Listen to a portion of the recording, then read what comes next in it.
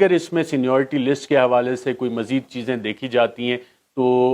کیا معاملات بنیں گے، اس حوالے سے ناظرین چند حقائق آپ کے سامنے رکھتے ہیں۔ اور اس میں سینیورٹی لسٹ کو ہم جب دیکھتے ہیں تو سینیورٹی لسٹ میں ہمیں اس وقت جو ٹاپ پہ افسران نظر آتے ہیں اس میں سر فہرست تو لیفٹیننٹ جنرل عاصم منیر ہیں۔ لیفٹیننٹ جنرل عاصم منیر کے بعد نمبر آتا ہے لیفٹیننٹ جنرل ساحر شمشاد کا، اس کے بعد لیفٹیننٹ جنرل اظہر، اس کے بعد آتا ہے لیفٹیننٹ جنرل نعمان کا نمبر، لیفٹیننٹ جنرل نعمان کے بعد لیفٹیننٹ جنرل فیض کا نمبر آتا ہے، اور پھر لیفٹیننٹ جنرل عامر کا نمبر آتا ہے۔ اچھا، ان ساروں میں جو اپوائنٹمنٹ ہے، اگر تو یہ معاملہ 6 مہینے کی ایکسٹینشن تک بھی جاتا ہے، جو کہ عمران خان نے کہا کہ جی ایک نئی حکومت آئے، یعنی کیئر ٹیکر حکومت آئے اور وہ آ کے انتخابات کا اعلان کرے، اور اس کے بعد چاہے پی ڈی ایم آتی ہے، نون لیگ آتی ہے یا پی ٹی آئی آتی ہے، تو اس کا یہ استحقاق ہونا چاہیے کہ وہ آرمی چیف اپوائنٹ کرے۔ تو اگر آپ یہ بھی دیکھ لیں کہ اکتوبر میں اگر کیئر ٹیکر گورنمنٹ آتی ہے یا نومبر میں آتی ہے، تو اس کے بعد 3 مہینے میں انتخابات اور الیکشن، تو جو 5 افسران ہیں جن میں لیفٹیننٹ جنرل ساحر، Azhar,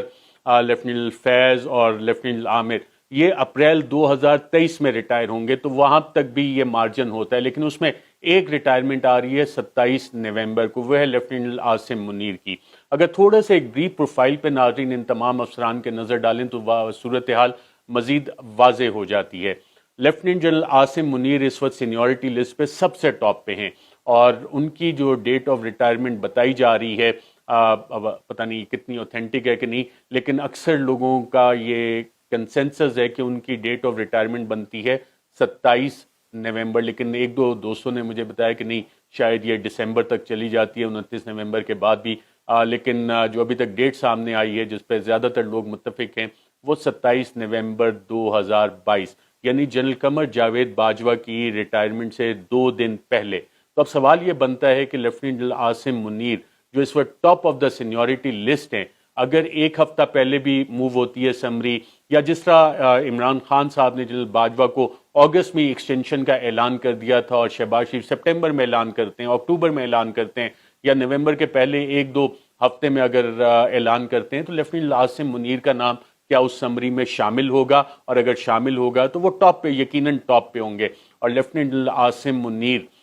director general military intelligence بھی رہے ہیں، ڈائریکٹر جنرل ISI بھی رہے ہیں، اس کے بعد انہوں نے گجرانوالہ میں کور بھی کمانڈ کی، اور آج کل کوارٹر ماسٹر جنرل کے طور پہ GHQ میں اپنی خدمات انجام دے رہے ہیں۔ انتہائی نفیس آدمی ہیں، شریف النفس آدمی ہیں، اور حافظ قرآن بھی ہیں، اور جمہوریت پہ، جمہوری لیڈرشپ پہ اور سولین اتھارٹی پہ ان کا اعتماد بالکل ہے کہ یہ معاملات سولین لیڈرشپ کو ہی چلانے چاہیے۔ ایک بڑا بے داغ قسم کا ان کا کیریئر ہے، بہت سی ان کی کنٹریبیوشنز ہیں پاکستانی فوج کے لیے۔ دوسرے نمبر پہ ہمارے پاس لسٹ میں آتے ہیں، یہ تو معاملہ ہے کہ اگر یہ سمری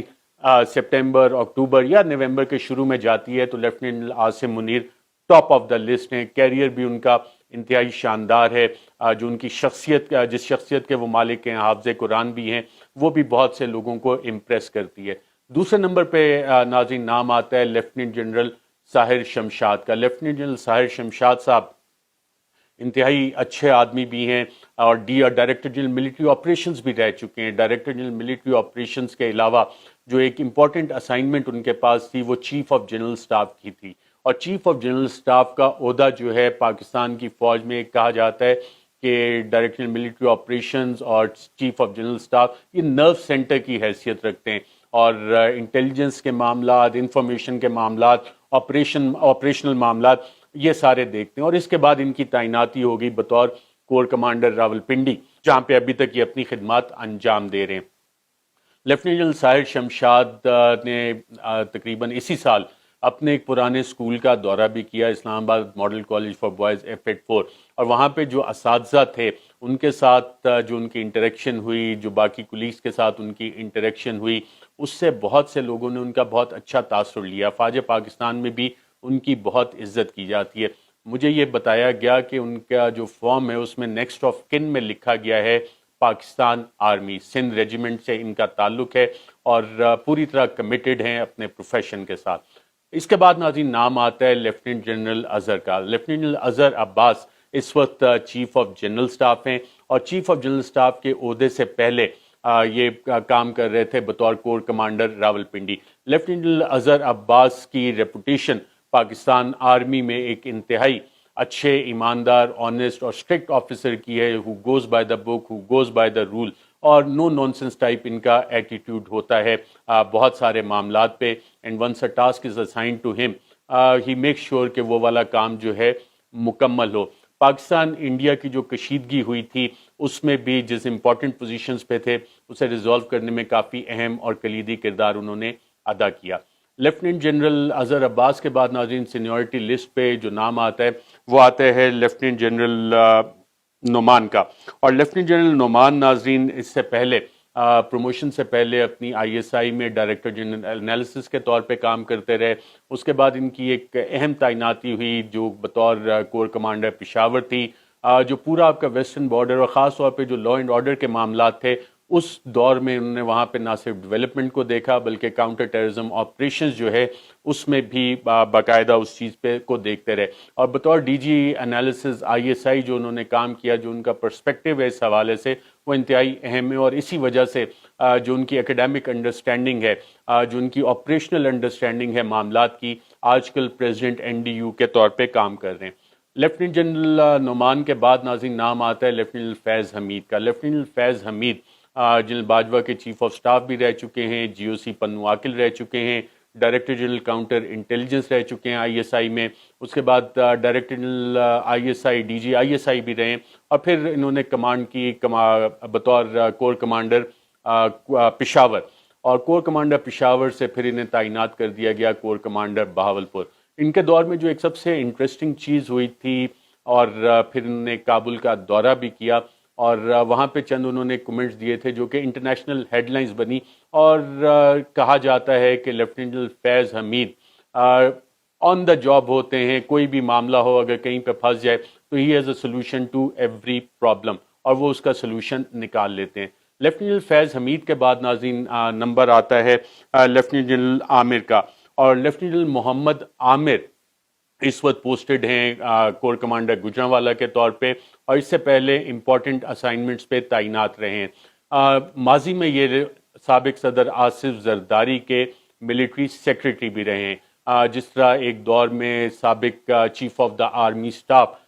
جنرل اشفاق پرویز کیانی محترمہ بے نظیر بھٹو کے ملٹری سیکرٹری رہے تھے. یہ تو ناظرین سینیورٹی لسٹ بنتی ہے کہ اگر آپ 6 مہینے کے لیے ایکسٹینشن جنرل باجوہ کو نہیں دیتے، نئے انتخابات نہیں ہوتے، اور 29 نومبر کو چینج آف کمانڈ ہونی ہے. جو چینج آف کمانڈ ناظرین 29 نومبر کو ہونی ہے، اس میں ایک اور اہم عہدہ جو ہے chairman joint chief of staff committee کا، اس پہ جنرل ندیم وہ بھی ریٹائر ہو رہے ہیں. اور ان کی ڈیٹ آف ریٹائرمنٹ کا مطلب یہ ہے کہ 27، 28، 29 یہ 2 اہم تعیناتیاں جو ہیں وہ نومبر کے مہینے میں ہونی ہیں. اور اگر سینیورٹی پرنسپل کو فالو کیا جاتا ہے تو بہت سے لوگوں کا خیال یہ ہے کہ لیفٹیننٹ جنرل ساحر شمشاد یقیناً یا تو chairman joint chief of staff بنیں گے یا chief of the army staff بنیں گے. اور اگر یہ سمری پہلے موو ہوتی ہے اور سینیورٹی لسٹ اور میرٹ کو جس طرح وہ فالو کرنے کی بات کر رہی ہے پاکستان مسلم لیگ نواز، اپنے ماضی سے ایک بریک کرنے کی بات کر رہی ہے،